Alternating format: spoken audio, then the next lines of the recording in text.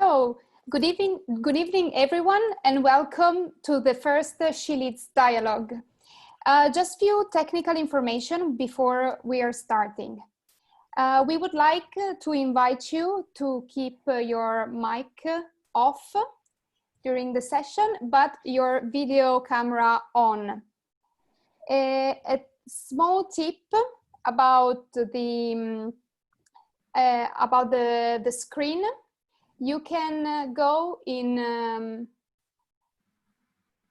sorry, you can switch on the view option and choose the side-by-side mode.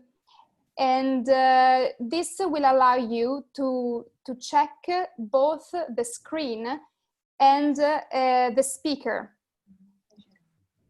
Then during the dialogue, you are very welcome to use the chat to interact with us. And at the end, when the open conversation will start, you will be allowed to turn on your mic and ask your question. So thank you very much and enjoy She Leads. Thank you, Mary. I'm very happy to be here with you this afternoon because we strongly believe in this conversation, very open and at the same time a deep conversation. So thank you everyone who is joining. Thank you people that are coming from Canada, from every part of Europe, and a lot of different countries that I cannot quote in this moment, but thank you so much. I'm excited and at the same time a little bit moved as usual because it's a very intense and realistic conversation every time. So thank you, Nadia. And I would like to start in particular in this period to say something about why for us She Leads is so important. Also, especially in after COVID-19, the context of companies and the entire world has really changed, radically changed. And always in this situation of change of era, because we are there in a change of era. So there are different ways to face it. There are people who surrender, people who resist, try to resist at least. There are people who know how to start again. And people know how to redesign an industry, how to redesign a company. And what is most important for us, let everyone win. This is not magic. These are people, are not a superwomen or supermen. So we created She Leads to create an open conversation where we can meet authentically in a very genuine way this kind of leader. And this kind of leader are authentic, again, genuine. They pay attention to the reality around them. They are realistic and emphatic. They don't know what is the culture of blaming because they know that what happens will happen depending from them. Nadia Benabdallah is one of these people, and I'm more than happy to know her. And I would say that she's really a pioneer. She's born in Algeria. She has lived in many different countries around Africa with her family and graduated with a bachelor degree in engineering in the US and with a master in engineering specialized in communications, telecommunications, sorry. Still super young, she arrives in Italy as a consultant to design from Ivrea the network for the completely new contending operator Omnitel Pronto Italia. It's an aggressive timeline, and the contender is the incumbent and unique local operator. Now, as a manager, she is redesigning the new life of Telco. From Telco to tech company. And now she's the head of an international organization with more than 2,000 engineers at Vodafone. Their task is to lead this Copernican revolution. Nadia is the wife of Fabrizio and mother of two teenagers. They are at the moment out of the door because they wanted to be with mom. And she said, no, you have to stay out. Two amazing teenagers with a great energy, with whom she leads continuously, but at the same time she needed to negotiate everything with firmness and sweetness too. So Nadia is always the same at Vodafone with the children and with her husband. Nadia, thank you so much to join us today. Thank you, Maria Rosaria, for having me here.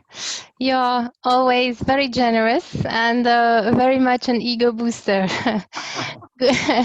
Good afternoon, everybody. I'm very happy to be here with you, and I thank all of you for taking the time to join the session. To you, Maria Rosaria. I would like to start immediately with 3 questions. And as you know, I start with this kind of questions that are more generic, giving the background, and then we leave totally open the conversation.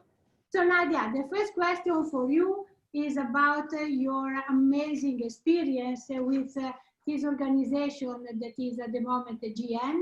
Is a unique organization of Vodafone in your industry, not just at Vodafone, but in the telco industry. This organization spans across geographies and technical expertise and is based on competencies. Can you describe the business context and all the challenges you have faced, blockers, volatility, uncertainties, risk, but at the same time you arrive to the success with your team? Please let us know better about your challenges. Yes, thank you. For sure, my objective is not to lecture anyone. My objective today is to share my experience in the hope that some of you are going through the same professional endeavors and maybe you can get some ideas from this journey. Naturally, I will try to be as brief as possible in order to leave more room for question and answer, which I think can be more interesting than my monologue. So I will concentrate on what I thought was the most difficult aspects. I mean, the opportunities, let's just say, during the journey of building this organization. I will not mention how we have resolved those difficulties simply because naturally, as you can imagine, I know the next questions and I will answer that in the successive questions. So I don't want to be repetitive. The number one is really the aspect of building a global organization, starting from resources that are distributed in 20 locations, is an endeavor that poses one important challenge, and that is building a strong sense of belonging to that organization and building from scratch very much a strong group identity. That needs to be done thinking about resources that have lived all of their life, catering to the needs of one single market, understanding very much its specificities, understanding how the competition is moving, and hence having an eye really locally. Naturally, no one wants to lose that experience, hence finding the right balance between maintaining this intimacy and building a sense of belonging has been naturally quite an endeavor. The second aspect is really the aspect of communication. Effective communication in a multicultural, multi-geography, multilingual, multi-religious environment. And very early on, I have realized that not all means of communication apply to all nations. I don't want to mention absolutely the name of any nation in order not to seem judgmental, but it was very clear early on that in some nations you could just send an email as a means of communication, and in others it was very important to actually share other senses to complement the message. And so the need to actually receive a phone call or video call in order to see the facial expression and the tone of the voice was fundamental in order to avoid any source of misunderstanding. And hence finding the best means of communication for the type of message that one wants to transfer. The other aspect, which was very important, was leadership, how to lead in such a strongly distributed organization. And I was very, very surprised when I did my roadshow across Europe in order to present the organization. I didn't receive questions about specificities of the organization, the strategy that we had for the next few years, the synergy targets that we had, which of course is an element that can suscitate a bit of fear. But what the resources wanted to know is how to how to lead and be led in such an organization. The people were telling me, but how will I know that my resources are doing the job that I have asked them to do? And how you, Nadia Benabdallah, will you know how much energy I am putting into my day-to-day work? So very much soft aspect of leading an organization rather than those that you would expect. Another naturally challenge was what was the best mean of collaboration, so tools of collaborations, in order to make sure that we were able to run projects with teams or team members that were distributed, and do it in an effective manner and do it better than in the past. Because naturally, when you build a new organization, you definitely need to demonstrate that this organization is a step up with respect to the past and is able to deliver value with respect to the past, because any new organization naturally represents a disturbance to the status quo. So I would say these four aspects were the number one pain points. Some are a bit hard, linked to the organization, and others are very much soft, about the human nature that naturally we need to deal with, because each organization is made of people, and people are the fundamental key to the success of any endeavor. Now, thank you for this first super big overview. And now I would like really to ask about the key factors that brought your business model to success. Human connection are very important, for sure, but can you tell us more about the business model? Yes, so I mean, the elements, the aspects that I believe has made the organization a successful one, it responds naturally to some of the challenges I have mentioned before. So transforming some of these challenges that I talked about naturally opportunities.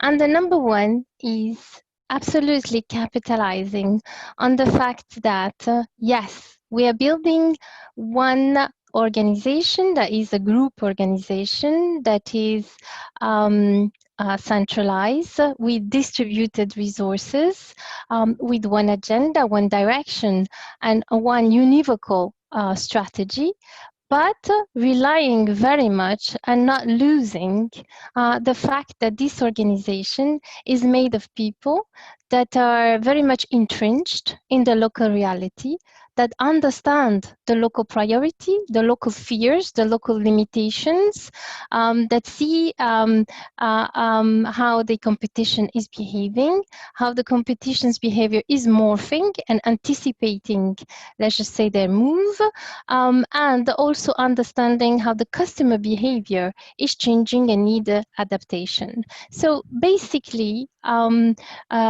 building a marriage between the strength of having one univocal organization, but also being very much aware and catering to the needs of the internal customers. So that's a number one winning, I would say, recipe. Strong global organization, great intimacy with the local markets. The other aspect is what I call collaborative leadership. This is not my organization. This is not the organization of my leadership team. This is an organization of all of the elements of the team, managers and none. They need to own this organization and its transformation. They need to own its successes, its failures, but above all, also own its evolution, because you don't always get things right the first time. It's important not to have a rigid but rather agile organization where the actual elements that live day in and day out, the good and the bad of this organization, contribute to its successive evolutions in order to make it even better.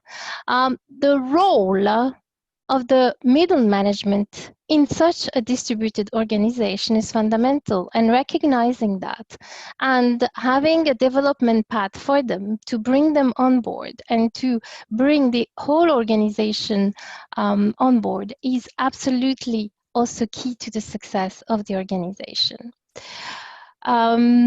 Motivation. In an organization like ours, such a big organization, you may have a role that spans across a wider geography that in the past, okay, naturally, you may have the responsibility for Europe, but for a smaller technical aspect. So you will be more specialized with respect to the past. And these aspects can be an element of demotivation because maybe the person at hand loses sight of the importance of its contribution, of her or his contribution to the overall scheme of things. So in this context, realizing that communication, all sorts of communication, all means of communication, in order to make sure that every single element of the team, whether they're manager or not manager, understand the strategy, understand the way forward, understand the role of the overall team and how their single activity contributes to the overall project is extremely important in order not to feel isolated. For sure, it suscitates pride in what they're doing, and naturally pride in the team that is contributing to the overall strategy. That naturally strengthens the sense of belonging to the team and collaboration. Yes. The other aspect is this choice of leadership. Yeah. Apart from the normal thing, of course, of any organization, which the choice of the leader needs to be a meritocratic choice in order to have a strong team and not succumb to any sort of quota or politics. What I can say is no two managers in the team are alike. From a character standpoint, from an experience standpoint, from a leadership style standpoint, from an experience standpoint, and that naturally leads to very, very interesting, sometimes animated conversations, but that's fine, that's what we're there for, and ultimately leads to, I believe, sensible decisions. Naturally, we don't have a magic ball, and we will not have always the right solution. But naturally, any decision is based on discussions and is reasoned and leads to a sensible decision based on the data that is available at that moment. And finally, yeah. I would like just to underline one point that you are sharing at this moment. Yeah. And this is very special, I would say, because normally in the huge organization like yours, the key points is to, the words that we use is harmonize the style of leadership, you know, and standardize. But you said exactly the opposite. So you said that everyone in your team has a different style, and you love this difference. Can you say something more about that? Because it's very specific. Yeah. No, I mean, naturally, if you want to have quote unquote the right decisions, you need to have different opinions. Homologating the experience and the management style will not lead to the type of discussions that we may have. I mean, my objective, funny enough, and you will see it in my next comments, is to harmonize everything: processes, architecture, vendors, standardize tools, standardize everything, but not the leadership style and the of my leadership team, for sure, because collaborative leadership is successful if you can bring to the table a diversity and variety of ideas, and that's something that I strongly believe on. Thank you. Sorry to interrupt you. Please carry on. No problem. You know your team, your great team, and so each of them are different in leadership style, but Yeah. very united together. So one Very. with different personalities, with different leadership style. We like it a lot. Yes, yes, for sure. I mean, the concept of a team is something we all believe in. Finally, the one aspect I wanted to add to the recipe of what I believe has been a successful journey is realizing and emphasizing early on the interdependency of the various teams. And truncating any source of I did it, they didn't do it, so I'm okay. That's not right. I mean, in order to be successful, in order to fulfill the commitments that we have made to our internal and external customer, we all need to be successful at the same time. So all the geographies and all the functions. So we cannot have, even if we have one of the functions in one of the geographies in this complex matrix organization, then we have failed, okay? So this is a very important concept, and this for sure stimulate and emphasizes the importance of collaborations. Without collaboration, naturally, you cannot resolve this aspect of interdependency. I would say these are the most relevant recipes which has worked for us. And I pass over to you, Maria Rosaria. So the last question for me, I think for a lot of people, is really interesting because is based on what you said until now, but at the same time is opening the future. So you are transforming the status quo of not just your team, but also of your organization. I mean, your company, and I would say also your industry. You are working in transforming a telco in a tech company. How you want to transform a telco in a tech? Okay, so all of the people that know me know that I like to talk a lot. So I will try to summarize this highly loaded question in a few minutes. Naturally, the transformation can be summarized along three pillars. Okay, one is organization operating model. Okay, and this brings with it, of course, the mindset shift and a temperament shift, because organizations are made of people. That's clear. The other aspect is leadership. And what are the tools that this leadership have? What leadership style do you need to adopt, and how do you develop your leaders within such an organization? And finally, as a byproduct of the first two, technology innovation. Okay, so I will start with the first one. So what we have done is we have created one unique global organization in order to bridge the gap between strategy and execution on the ground. Okay, one univocal strategy.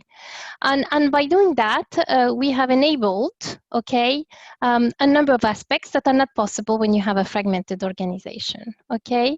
And the number one is we have enabled a strong standardization and harmonization of everything, not our leadership's style and characters, but of everything else. So of architecture, of processes, of ways of working, of vendor landscape, I mean, you name it. And why is that? I mean, I will say a little bit about this later on. It was fundamental to actually simplify, okay, this ecosystem. The other aspect that such an organization has enabled, which is important, is instant best practice sharing and best practice replication across geography.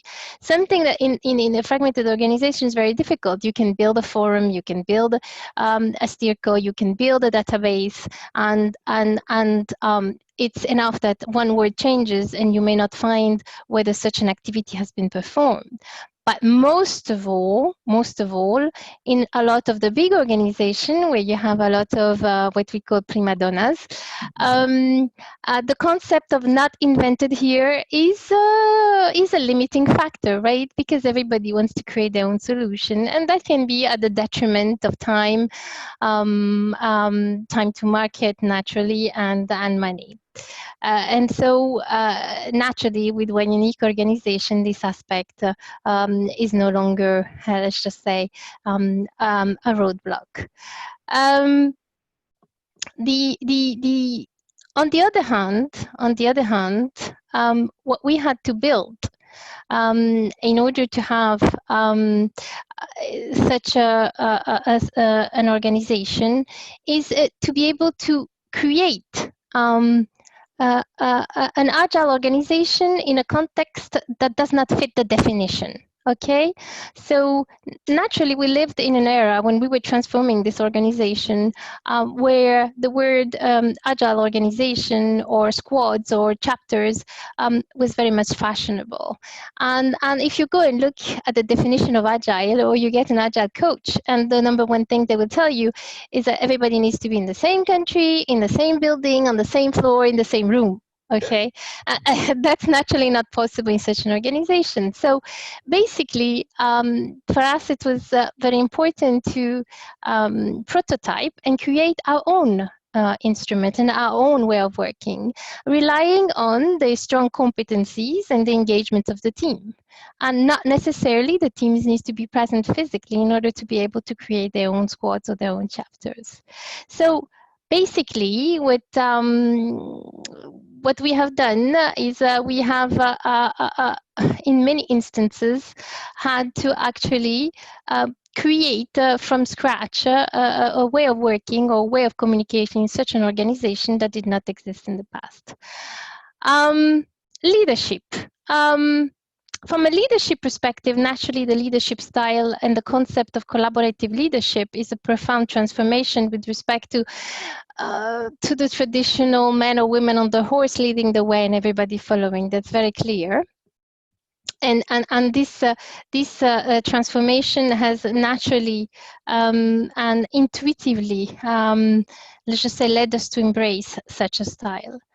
The organization has been a forging organization, basically in terms of accountability, in terms of complexity, in terms of interface, in terms of impact at the global level, at the local level, in terms of international exposure. And hence, basically, in such an organization where you were used to interfacing 1-2 internal customer, moving to interfacing customers at European level, at all levels of the organization, has been really fundamental for the exponential growth of the managers that then have found greater and better positions in a very short time frame, learning things that the management school for sure in a couple of years cannot teach. Technology innovation. So basically, once you have put together such a variety of competencies, expertise, experience, you open very interesting opportunities to design pertinent innovation, not for the love of innovation, but pertinent, useful innovations with the right scale, because you're talking about Europe, and also execute them effectively. And so once you have put such an organization in place and you have done what I said before, you have standardized, you have simplified the ecosystem that you have, you open the door to things such as network as a platform. So the possibility to actually be able to hide the complexity of your network and be able to expose the capability of your network through consumable APIs and build the bigger, greater things for internal and external customers. Once you have put such an organization in place, you can examine your ecosystem and automate all the algorithms that can be automated. Once you have put this organization in place, you are able to rationalize your data and be able to build use cases that allows you to actually make pertinent, reasoned decision based on data, considering the impact of these decisions, not just at the level of one geography or one functional area, but all across.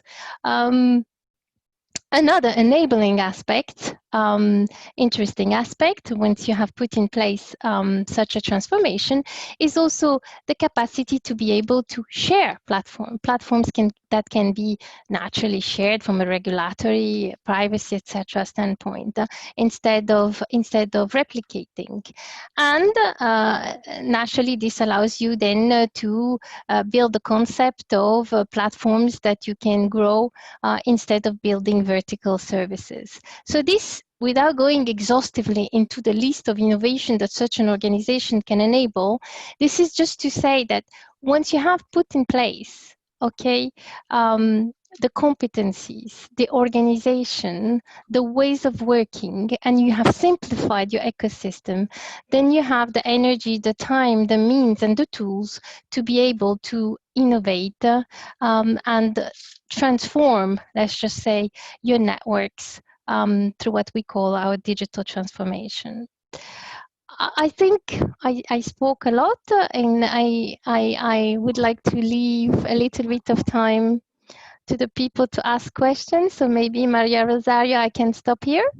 Yes, I think that particularly the last points of NEP and open organization, and also your sum up about the right competencies, the right network, the standardization, but not for leadership stuff.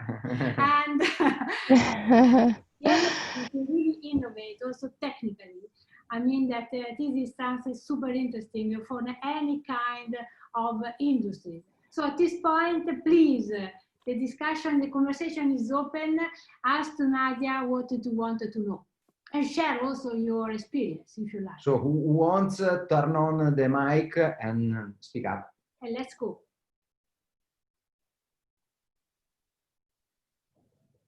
Don't be shy. I have a shy audience today. I can start, Nadia, if you don't mind. So hi, Nadia. Hi, everyone. Hello. Hello. So Nadia, I think it is very obvious to everyone connected to this call, and also anyone also have been working with you, that is, you are one of the top class leaders, which you have always a full energy. But what are the questions that is you are asking yourself lately, and what you have not achieved yet? Good question. Interesting question. Wow, what I have not achieved yet. Wow. Yeah. And No, what are the indeed, questions as well that is you are asking yourself? Yeah. No, indeed, this is an interesting question. Okay, so in order to measure whether you have been successful in the digital transformation, and I will concentrate on that because I know what work you do, you need to go from building the best use cases and the best instruments and the best tools, okay, that you can show to your exco when they come by, opening the drawers and putting them on the table, to actually totally changing mindset and using them for everything you do, and not changing completely the way of working, forgetting what you have been doing before, because this is no longer a tool or an instrument. This becomes a way of working. This becomes a way of obtaining your results. I mean, when we will have that type of mindset shift, then I will consider that we have been successful. We are on the way there, but we're not there yet. Okay, we are at a good point. Thanks, Nadia. Thank you, Sherry. Please. Hello. They are from other... Nadia. Nada, yes. Hi, hi, Nadia. One. Hello. Sorry, Nada, I cannot hear you. Nada, I cannot hear you. Maybe you can turn off your video and it would be better with the sound.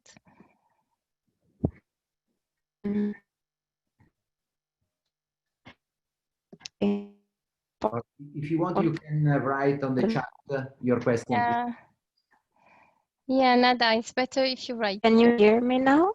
Oh, Yes. yes, Okay. yes, yes. Okay, sorry about that. So I was saying I'm part of SDD in Vodafone, and actually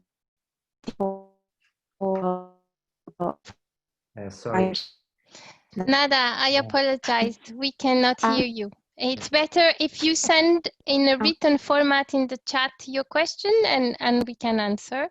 And in the meantime, while you're writing, we can have somebody else make a question. Try. Yes?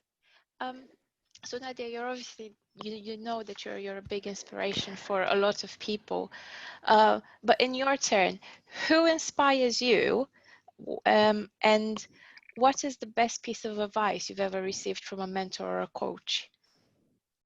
It's 2 questions, sorry. I have a very corny answer, sorry. I'm not going to lie and say that I was inspired by a woman. I'm sorry about that. I mean, I was inspired by one of my first CEO in Italy, which was Vittorio Colau. When I arrived, I was young. I made a few mistakes even in the exco. I said a few things I shouldn't have said. And at the end of the meeting, he came to me and said, Nadia, continue the way you are. It's very natural. That's fine. Do not worry and do not change. And I thought that was great because I was mortified because I realized after the finance, the CFO grilled me in that meeting that I had made a big mistake. And so I was mortified because I was in front of the exco and it was one of my first meetings. But he was so encouraging and I thought that was great. Thank you. Thank you.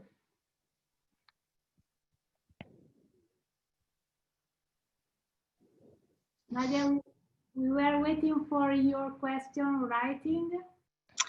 Hi, Nadia. Maybe. Hello. This is Yeşim. So my question is about how COVID situation would affect this transformation to Telco. I mean, in the short term, for sure. I assume this will be short term, but I mean, I would like to get... Yeah, I mean, Hashim, definitely, if you think about it, and if you think the way we work, probably we are the one function that was less impacted by COVID because we were so used to collaborating through collaboration instruments and very seldom seeing each other. Naturally, you do have a slowdown and there are some kickoffs, some activities that require some face-to-face interactions. But if you look at our ecosystem, we are probably the ones that were the less impacted. And also we have learned during this COVID period how to be even more effective, how to actually streamline some of the processes that we thought were fundamental to get things done. And we need to really cherish this learning and make sure that we apply them in the future when things go back to normal. And naturally, you know some of that, the way we have achieved some of the remediation in order to make sure that all our customers had service when the traffic was going haywire has been really exemplary and visible to the whole company. So I would say more effective and less process-oriented has been one of the learning. Thank you. Thank you. We have, Nadia, 2 questions from the chat. One is from one person who is in a very noisy place. So he's asking if someone like you, with a mentality so fresh, so innovative, could create something very innovative also if he's alone in a company. And from 1 to 100, how much is important to be partners that are sustaining you? It is fundamental. And as I said many times, and I never, I'm tired of saying, a manager needs to create the conditions and the environment for the people, but then the people are the the key magic ingredient to make things go and work. I am always thankful to have, and I tell it to them, to have such a very good leadership team and overall a team with such strong expertise. And our success as a leadership team is due to the team. I mean, I would not say on my own. I would say even myself with my leadership team would not be able to achieve what we have achieved alone. But the success of any organization is having the right people, but you need to put them in the right condition to be engaged, to have what they need in terms of CapEx, tools, objectives, clear strategy, etc. So you need to put them in the conditions, but the success depends on them. So me on my own, no, that is. Thank you. So Nadia was able to write the question, and her question is, Nadia, for you, what is the #1 aspect of skill that you look for in the people that you bring in your team? They have to be curious. They don't have to know everything. Nobody knows everything. I don't know everything. I never met anybody that knows everything, but you can know if you need to. So I think that's why I try to teach my children as well, that it is very important curiosity, but curiosity in everything, not just in your work. You need to be curious. You need to be curious about what happens around you in the world. You need to read the news. You need to be curious about new technology. And when you hear one word and you say, ooh, I don't know, maybe I am ashamed to say that I don't know, but the next things you do, you take the internet and you look and you see what it is. Okay, so I would say the #1 ingredient is curiosity.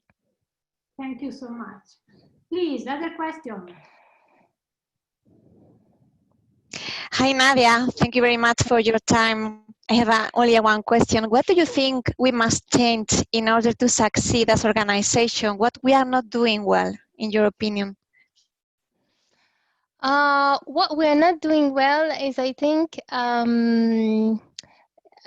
we are very much process-oriented. I still hear often, we've always done things this way. And sometimes we forget to question why it was okay to do them this way, maybe at one time point, but it's no longer okay to do them. So when I hear, when I ask something, they say, no, we've always done this way. And I say, yeah, so that's not an answer. And I get very nervous.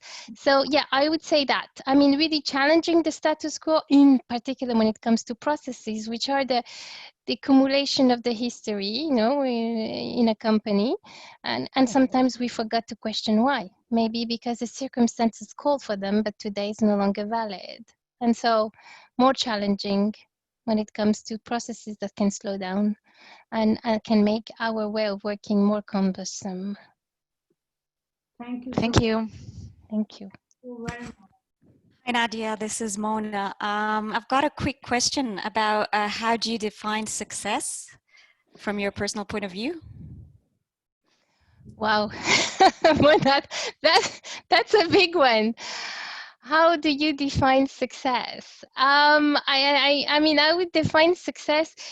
Very often people tell me to put KPIs to define success. I don't like to put KPIs because there are many things that cannot fit into KPIs. And every time I go to meeting, it says, oh yes, so what are your KPIs to success for this initiative? For me, is you make a commitment and you make a promise, okay? To yourself, to the team, to your customers, okay? This is your commitment and you have declined it naturally. If you fulfill your commitment and you even surpass your commitment, I think you have been successful. But your commitment cannot be static, right? I mean, you need to stretch it as you move on. Of course, you always have a starting point, and then you can raise the bar. But I would say, yes, I would say you have an engaged team that is rewarded by seeing the full organization fulfill the commitments that they have made. Super. I would like to give the stage also of someone that is not from the same company. For example, I'm looking for Marco Tavecchio, for example. Marco, you wanted to ask a question to Nadia? And please introduce yourself, please. Yes. Sorry, I am in a house very messy right now, so I wouldn't have opened my video. No problem. Okay, hi everybody, and thank you for this for your speech. I'm working in a competitor, let's say, in another company of telecommunication in Italy, and in Fastweb specifically. Okay. And I'm working since many years in the IT department, in the technical department, specifically in the IT department. And it's very difficult to be recognized by the business as partner and not as a supplier, let's say.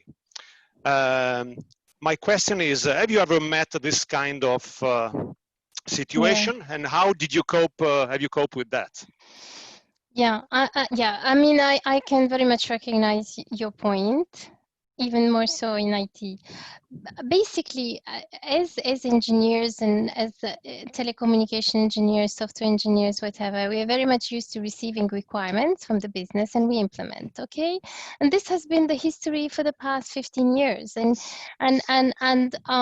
sometimes we look at the requirement and we say, oh, this is bullshit. We don't need this. We don't need that. We can start with a smaller product and then build from there. We will crash. We will take forever. By the time we implement it, it will be old, whatever.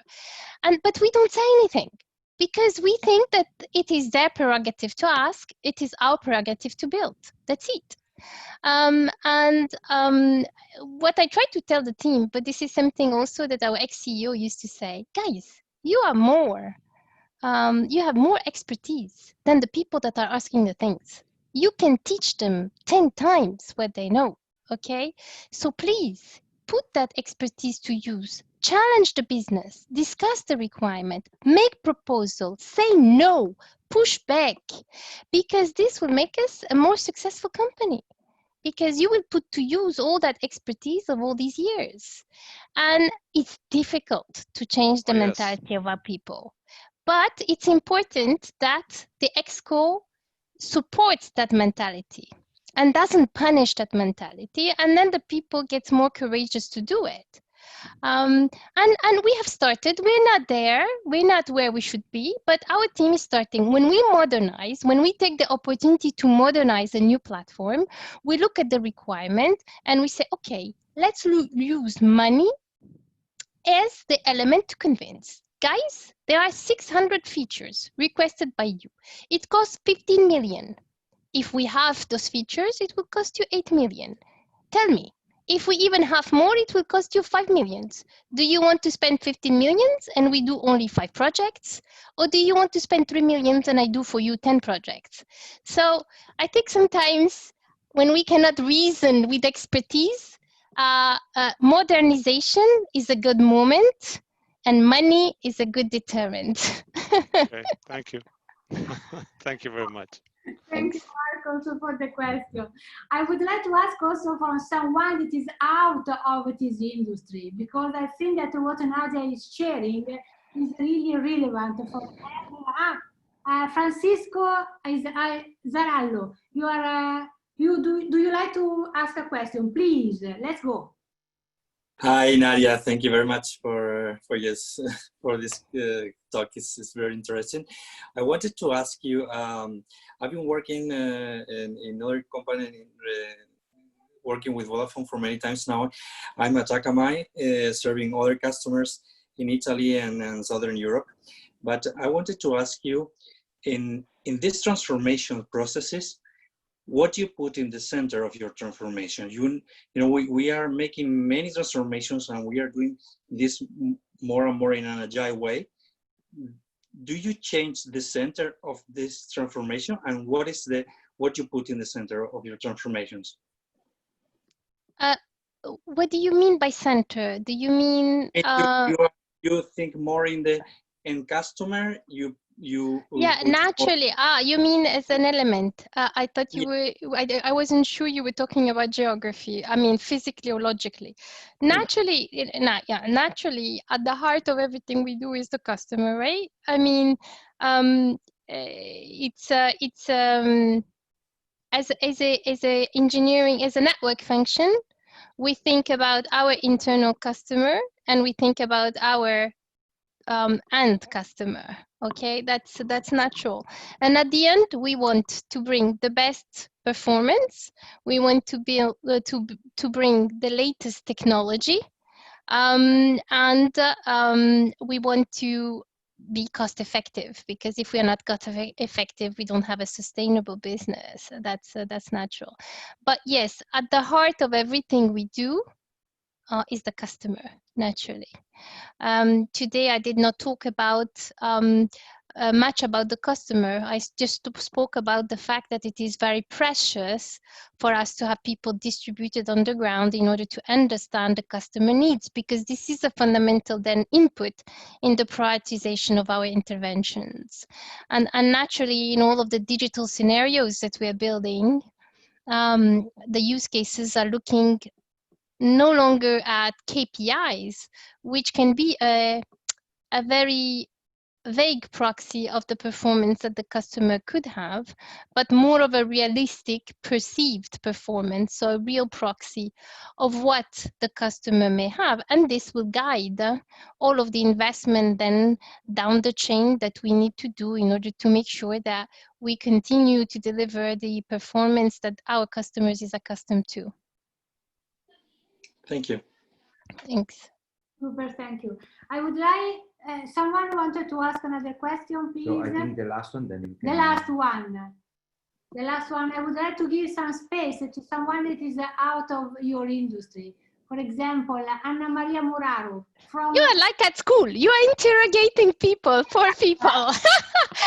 This is... Okay. Hi, Maria Rosaria, and thank you very much for the speech. I really appreciate it, and I'm so aligned with some of your thought and clear vision on the leadership and how to build leadership. Listening to you, I was thinking about the experience I had in a company, and my experience as a middle manager with focus on allow people to grow. So the question that I used to ask to myself is indeed how to help people to grow their leadership. And we could engage them, we could provide them the tools and a clear strategy, but sometimes I have the feeling that I'm failing, since I still have a team where I do have good leaders, followers, leaders not positive or not collaborative as I would like. So I appreciate the concept of diversity and diversity leadership, but I'm still thinking how to continue to help people to become a leader. So the question for you is, do you think there is always a way, or is something, I mean, we will at the end always have leaders and followers? What else as a manager we can do to increase leadership? I mean, for sure, we need both. We need leaders and we need followers to make an organization. But what we have tried to do is to actually include all of the middle management also in the resolution of certain problems, certain decisions that we needed to make. In fact, we engaged with Maria Rosaria on this point in order to build a sort of a development path that allowed us to really not just engage myself and the top and my leadership team, but all of the middle management being part of the journey that we are tracing and owning really the journey that we are tracing and feeling that they are contributing to making a difference, because on our own we cannot be, we are not on the ground. we do not see certain things. We do not see certain dynamics, certain resistance, certain problems. And so it's very important that the middle management is part of the solution and make sure that they bring the rest of the organization behind. And so, for example, an exercise that we have done is together examine what are the biggest pain points, what are the top pain points, okay? And once we have decided what are the top pain points for this organization, we have given them to the top, more or less by now 100 leaders, and we have said, okay, you need to come back with a solution, and you need to come back with a prototype that gets implemented to see if it works, and then implement it. And this really, really raises the level of engagement of the team. They learn a lot. They collaborate to do it, so they get to know each other. Because also when you have a big organization and you don't know the people, you are less effective. I mean, you are a lot more resistant to give them a call if things are not going well. But they get to see each other. They get to collaborate, to know each other intimately. Okay, and then propose a solution. It really is engaging and gives them a high level of satisfaction of having done it. And then the people that are followers, not leaders, I don't like to call them followers, but actually see that. And this is also very engaging for them. Another aspect that is important, which I didn't mention a lot to engage the organization, is when you are all physically in the same place, people know you as a person, not just as a manager, right? They know that you go and drink coffee or you drink tea. They know that when you're nervous, you're pacing outside of the door of your office, right? They can hear the conversation that you have when you raise your voice, so they know what type of temperament you have. When you are in a remote organization, all these things, I mean, are distributed, disappear, and the manager becomes an abstract figure.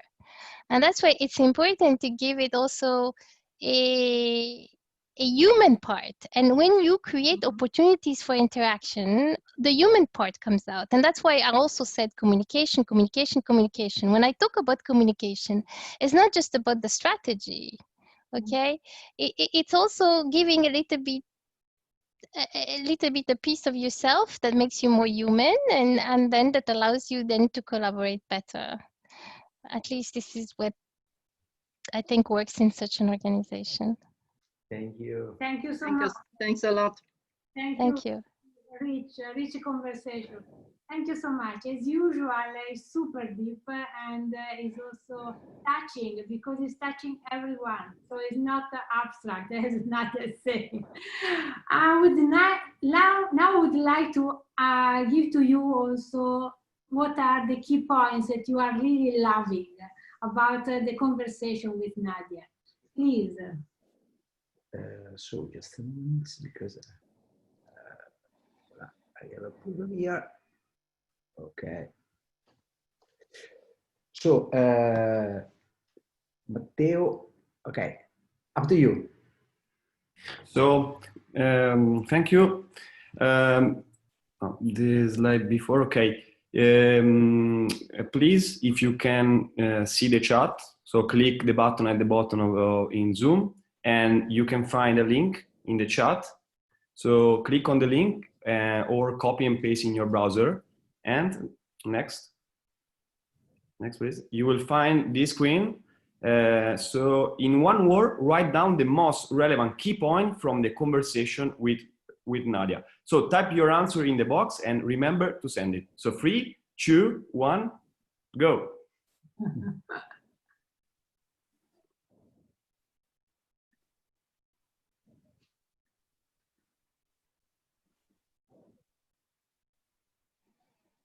Honesty, curiosity, aspiring. Wow.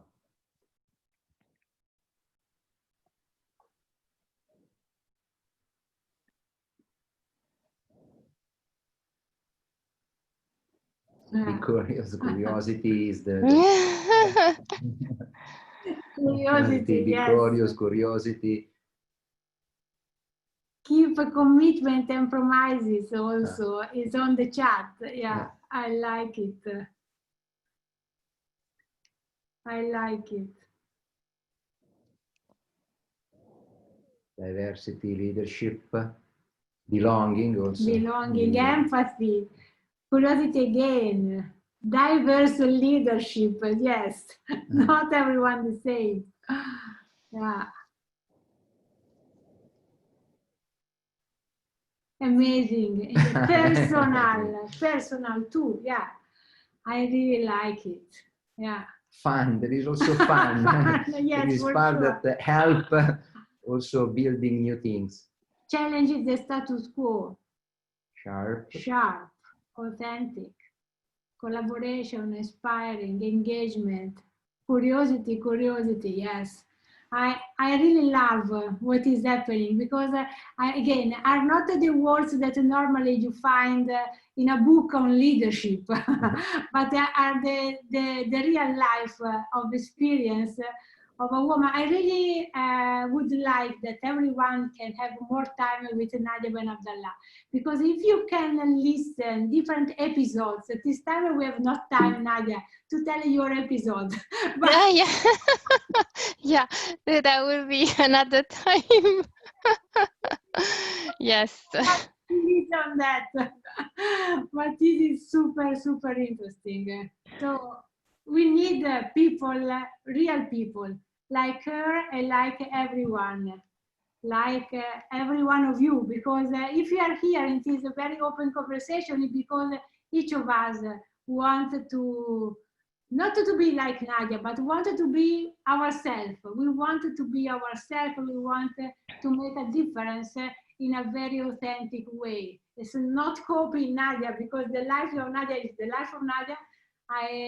I love her, but each of us wanted to be authentic, and we can do the difference where we are, being really authentic.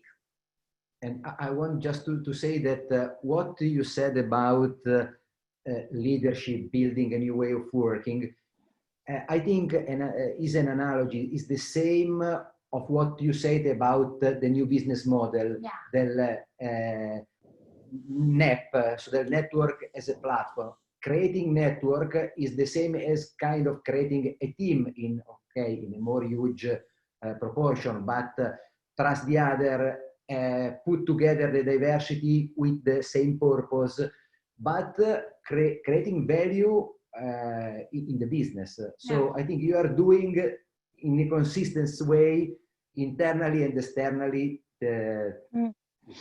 For sure, you cannot build the concept of NEP without having done all of the simplification that stems from the organization. That's very clear. They are very intertwined. Yes. Very good. Very well. I mean, I really thank everybody that has stuck with me for the whole hour. Thank you. And I thank all of you for all the questions, which I thought were really interesting. Some of them put me a bit in the spot. I thought that was good. And have a good evening then. Maria Rosaria?